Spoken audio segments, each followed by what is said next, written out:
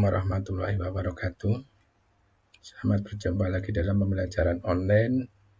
Pada kesempatan hari ini kita akan memasuki kajian bab kedua, yaitu mengenai bioteknologi pangan untuk siswa kelas 9 semester 2. Dalam bioteknologi pangan ini kita akan belajar secara lebih spesifik pada bioteknologi.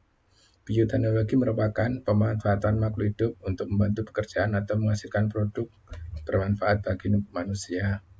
Sebenarnya ini sudah dilakukan dalam proses orang nenek moyang kita dulu, di mana dulu nenek moyang kita itu membuat tempe itu sudah memanfaatkan bakteri-bakteri dari makhluk hidup. Orang pertama kali yang mengilmiahkan bakteri itu namanya adalah Louis Pasteur. Louis Pasteur menemukan hasil fermentasi yang dilakukan oleh mikroorganisme.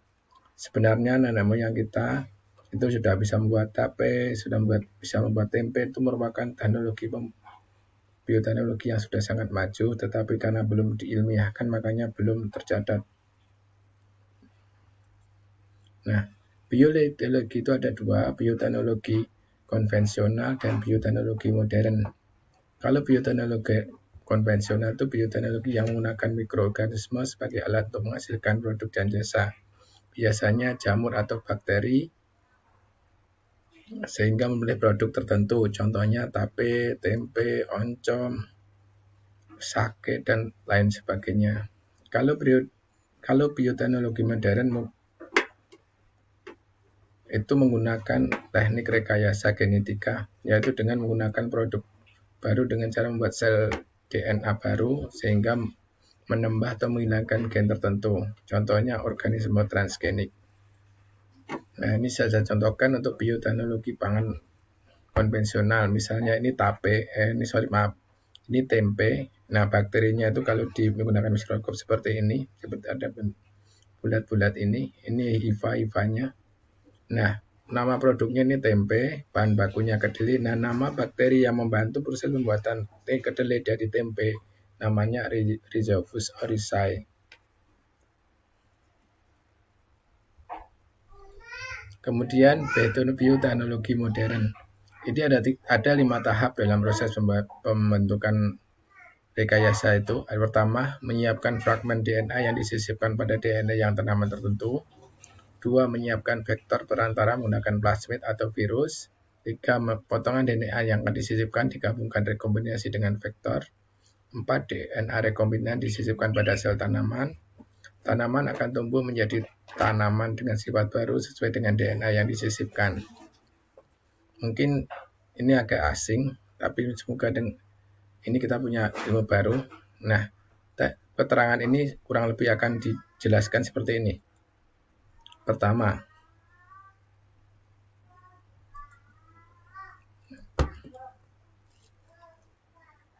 menyiapkan fragmen DNA yang akan disisipkan pada DNA tertentu. Ini DNA yang akan disisipkan, kita ambilkan dari bakteri. Ini kita ambil, kita potong, kemudian kita menyiapkan juga. Nah, ini kita potong DNA yang akan disisipkan pada organisme. Nah, di dalam organisme sendiri dipotong juga seperti ini.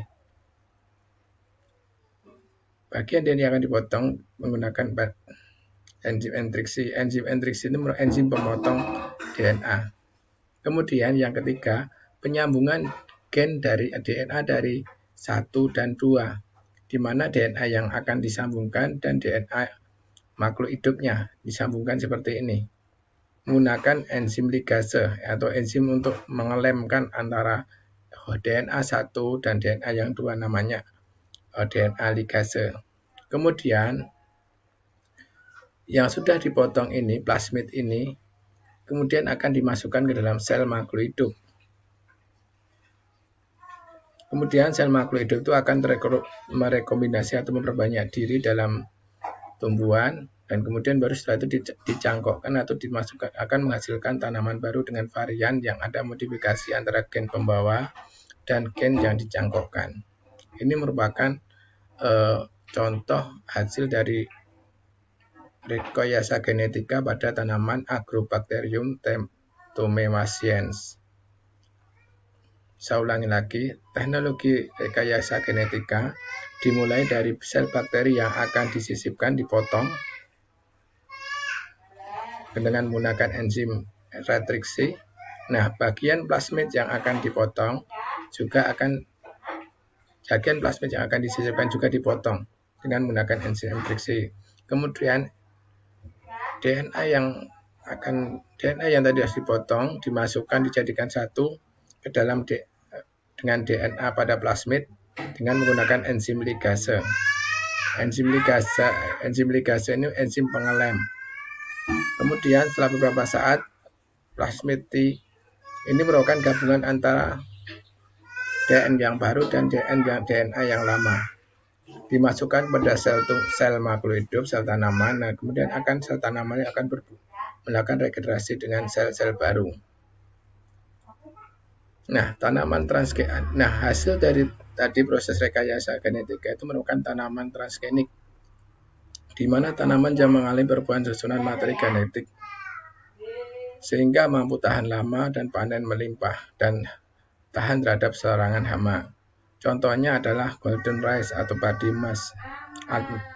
Setelah itu sudah ada pada kacang ataupun kedelai. Itu tanaman-tanaman transgenik. Nah,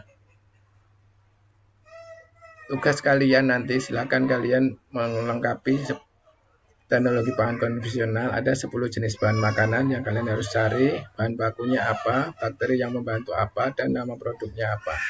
Seperti yang contoh di atas itu.